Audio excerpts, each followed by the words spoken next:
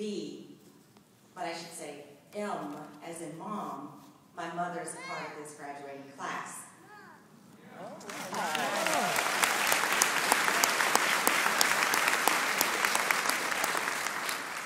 I give a lot of speeches around the country and even in other parts of the world. I never write speeches. I go for it. I wing it. I look at the faces. I eavesdrop on conversations. I was even in the ladies' room, so I'm so sorry. I was listening to what you had to say. And I take my ideas and my thoughts from the moment, because so much of life, quite honestly, we don't have time to stop and smell the roses. We don't have time to enjoy the moment of what is happening to us. I graduated from Temple University in 1992. I remember someone saying to me, "Who was the keynote speaker at your graduation?"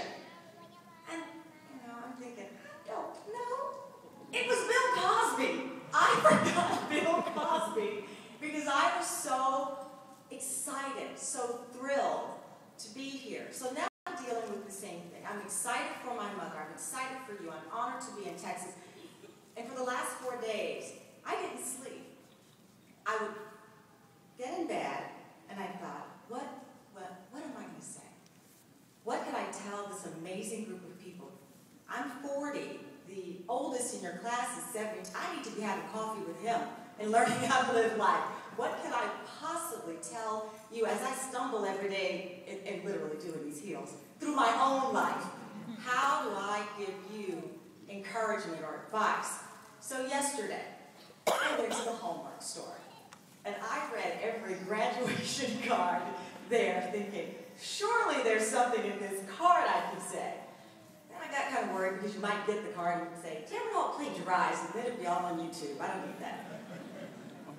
So I prayed, and I asked God, what could I say to you? And not in a religious context, because what you believe is what you believe. That's not my journey.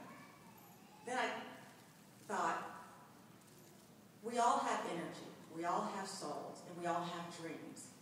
And that thought led me to Langston Hughes and his poem, What Happens to a Dream Deferred? Many of you delayed this moment for more reasons than I can count. To raise a family, maybe you didn't have the money, maybe you didn't know what you wanted to do. The time was not right. And I'm sure you thought, will the time ever come? Will the time ever be right for me? Will I sit in this chair one day with this cap, with this gown, saying to myself, did it? You deferred the dream, and as the poem says, what happens to a dream deferred? Does it sit and fester like a raisin in the sun? Does it go away? Does it dissolve? Does it vanish? Yours didn't. You found a way to nurture that dream, to fight for that dream, to make it happen, even on days when you were sitting on the edge of your bed, wondering about your son, your daughter, how are you going to pay that car note? What's going to happen with my home?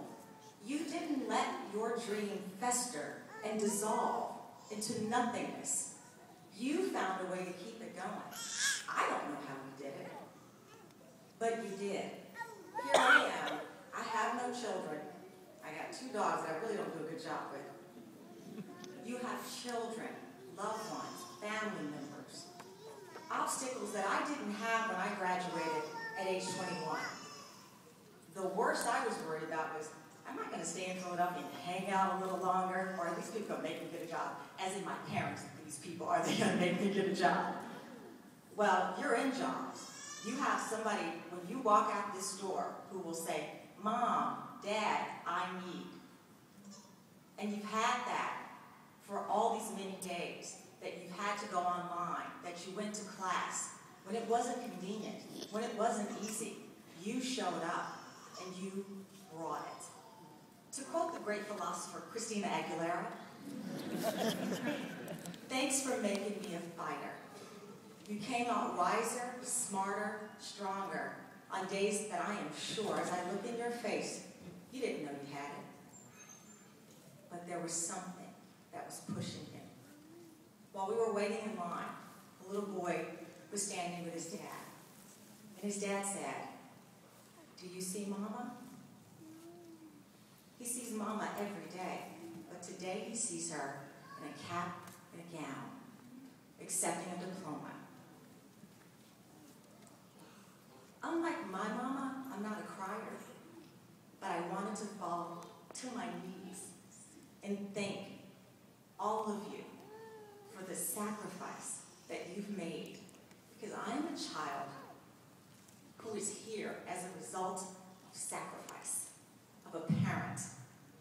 You've sacrificed for this country, you've sacrificed for your family, and now you are here. As we heard, commencement means beginning. But what is your beginning? Is it when you graduate from high school? Is it when you get married? Is it when you buy your first home, your first car? What is the beginning of your life? It's marked in many, many ways. Today is a beginning. The end, having lost my father recently, we don't mark the end. We don't know it. Others mark the end for us. But we mark our beginning. And this is a beginning.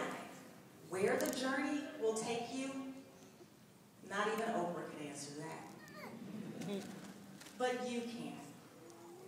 And your journey is special. It is wonderful. It is life. It is hard work.